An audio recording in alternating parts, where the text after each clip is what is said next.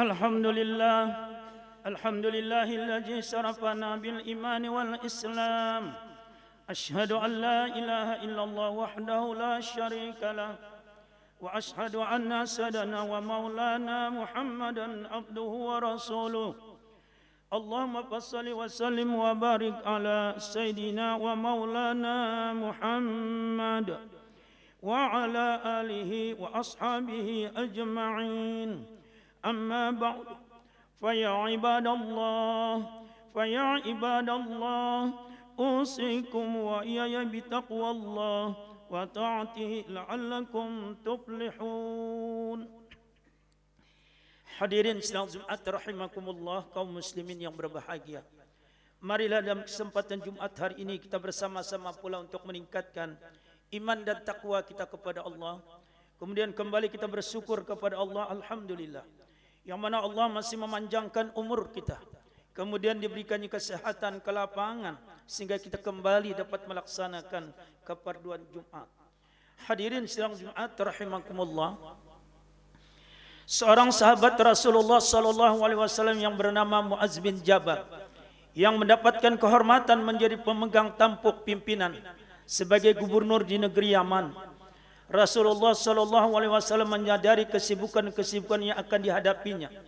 Lalu Rasulullah menjabat tangan Muaz dan berkata, "Wahai Muaz, demi Allah, sungguh aku mencintaimu." Muaz pun menjawab, "Atas kemuliaan ayah dan ibuku, wahai Rasulullah, demi Allah, sungguh aku pun mencintaimu." Sesudah itu Rasulullah sallallahu alaihi wasallam berkata lagi kepada Muaz, "Aku wasiatkan kepadamu, wahai Muaz, jangan sekali-kali kau tinggalkan setiap salat untuk berdoa. Allahumma a'inni ala zikrika wa syukrika wa husni ibadatik." Ya Allah, tolonglah aku untuk dapat berzikir mengingat Engkau, untuk dapat mensyukuri akan nikmat-nikmat-Mu, dan untuk dapat beribadah yang baik terhadap-Mu. Hadirin, sebenarnya di dalam hadis ini terkandung acuan atau bimbingan Rasulullah untuk menghadapi hidup dan kehidupan, yaitu zikrullah, syukur nikmat dan ibadah yang baik. Untuk mencapai tiga tuntunan ini, hendaknya manusia selalu memohon kepada Allah agar dilempangkan jalan ke arah itu. Hadirin rahimakumullah, bila kita perhatikan hidup dan kehidupan ini, nampaknya memang manusia mengenal Allah. Malah mengenal Allah merupakan fitrah manusia, tetapi mereka lupa mengingat atau berzikir kepadanya. Manusia memang merasakan dan mengecapkan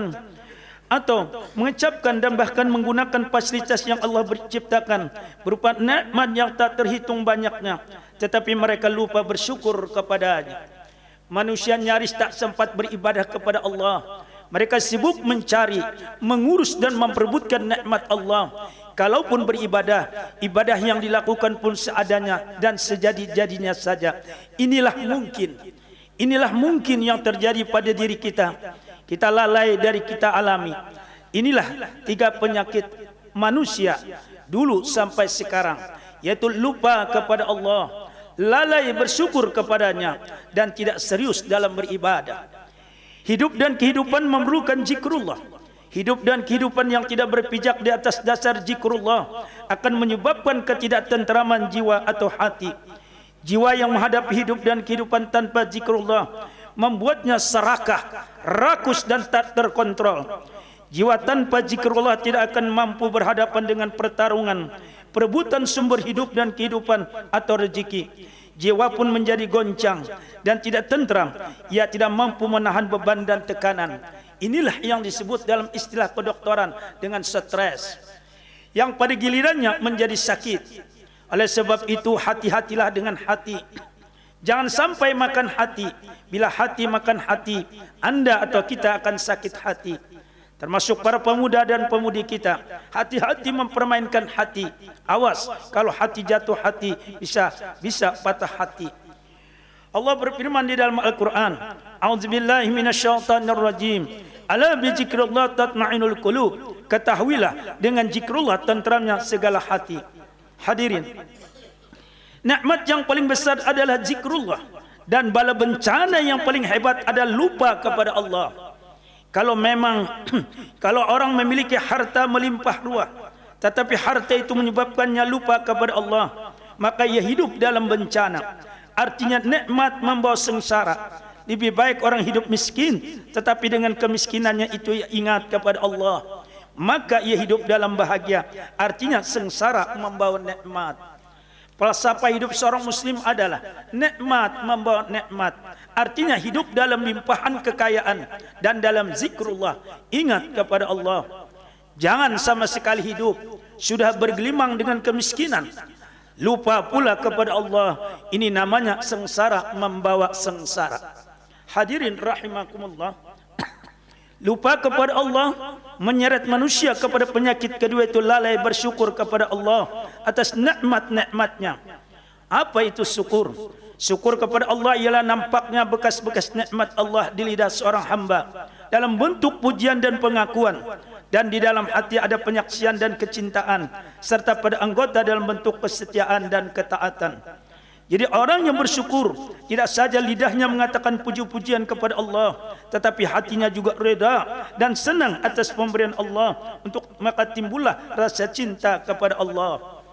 Orang yang bersyukur tidak pernah menggerutu atau atas ketentuan Allah, musibah pun ia anggap nikmat. Demikianlah orang yang ingat kepada Allah dan bersyukur, sehingga tidak ada standar bala dan sengsara baginya. Segala sesuatu ia pandang nikmat belaka, tetapi tidak berarti ia mencari bencana. Namun bersyukur tidak cukup sampai di sini. Maka unsur ketiga dari syukur ialah penggunaan nikmat yang penuntukan buat taat kepada Allah.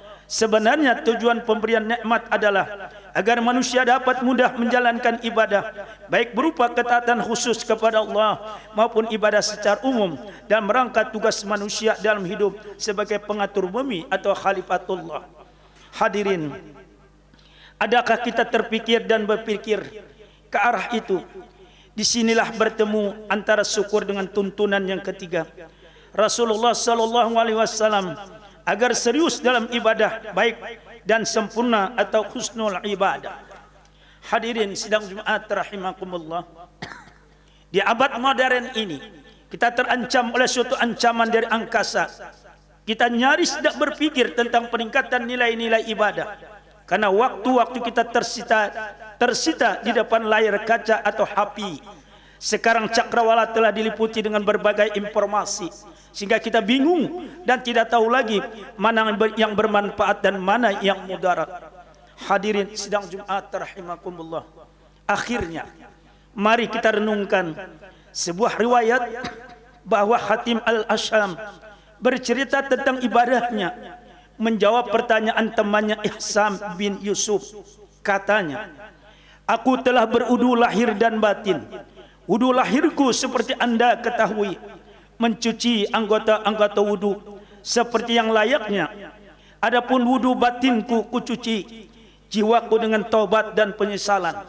Kutinggalkan rasa rakus terhadap dunia, ambisi terhadap pujian manusia, dan serakah terhadap pangkat dan jabatan yang tidak semestinya, serta dendam dan dengki.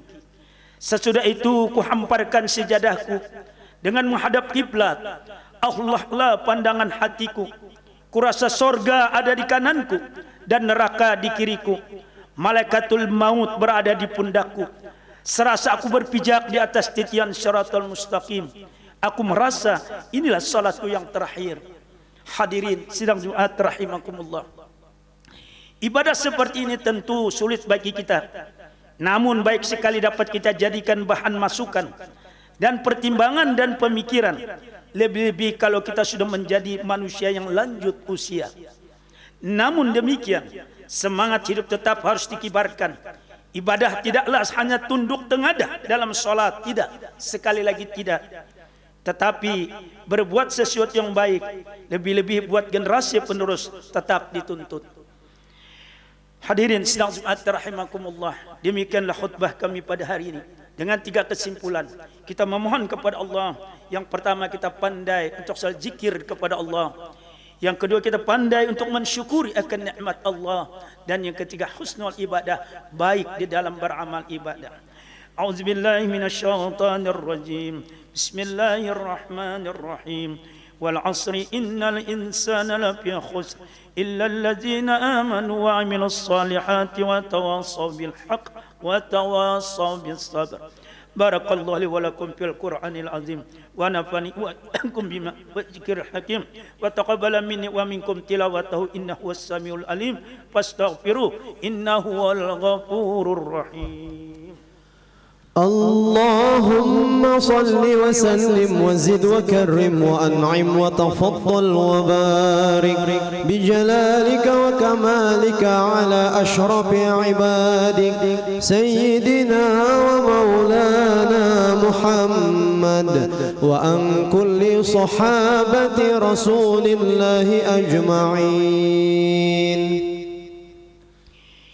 Alhamdulillah, alhamdulillahilladzi lahul mulku wa lahul hamdu wa huwa ala kulli syai'in qadir. Asyhadu an la ilaha illallah wahdahu la syarika lahul aliyyul kabir wa asyhadu anna sayyidina Muhammadan abduhu wa rasuluhu sayyidul basinan nazir was-sirajul munir. Allahumma shalli wa sallim wa barik ala abdika wa rasulika sayyidina Muhammad wa ala alihi wa sahbihi salatan salaman daiman ila yaumil masir.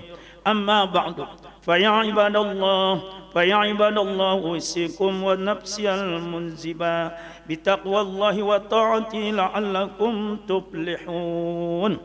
قال الله تعالى أعوذ بالله من الشيطان الرجيم إن الله وملائكته يصلون على النبي يا أيها الذين آمنوا صلوا عليه وسلموا تسليما. اللهم صل على سيدنا محمد طيب القلوب ودوائها وعافية الأبدان وصفائها ونور الأبصار والبصائر وضيائها وعلى آله وصحبه وسلم. اللهم اغفر لنا وللمؤمنين والمؤمنات والمسلمين والمسلمات الأحياء منهم والأموات إنك سميع قريب مجيب الدعوات يا رب العالمين. عباد الله إن الله يأمر بالإحسان وإيتاء ذي القربى وينهى عن الفحشاء والمنكر والبغي يعظكم لعلكم تذكرون فاذكروا الله العظيم يذكركم واسألوه ولذكر الله أكبر. أقم الصلاة. الله أكبر.